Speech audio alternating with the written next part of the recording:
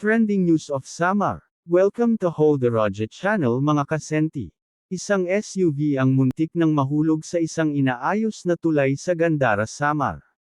Ayon sa hindi nagpakilalang driver ng nasabing sasakyan, tinatahak niya ang maganda at malapad na highway ng Gandara, Samar na kung saan kitang-kita niya ang maliwanag, malalaki, at magagandang bahay at building ng nasabing lugar. Sa patuloy na paglalahad ng nasabing driver, habang nagdro-drive ng sasakyan sa nasabing daan, ay biglang dumilim ang paligid at kalsada kung saan kanina ay ubod ng ganda at liwanag dahil sa mga ilaw sa paligid nito. Dahil sa biglang pagdilim ay mabilis na pahinto ang nasabing driver ng SUV, at doon niya napagtanto na nasa ibabaw at dulong bahagi na ng inaayos na tulay ng Gandara ang kanyang minamanihong sasakyan.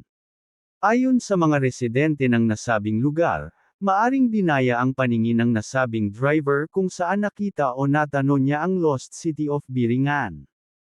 Ang Biringan ay kilalang urban legend sa island of Samar, kung saan pinaniniwalaang ang nasabing syudad na ito ay ang pinakamagandang syudad hindi lang sa Samar kundi sa buong Pilipinas.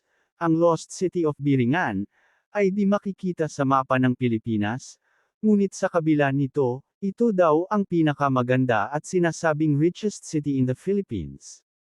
Dagdag pa nila hindi lang sa lugar mahuhumaling ang iyong mata dahil ang mga nakatira daw sa syudad na ito ay gwapo at magaganda na tiyak na aakit sa iyong mga mata.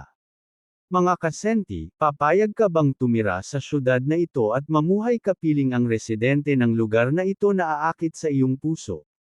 Please leave a comment and pag-usapan natin sa next video ang the story of the AAY.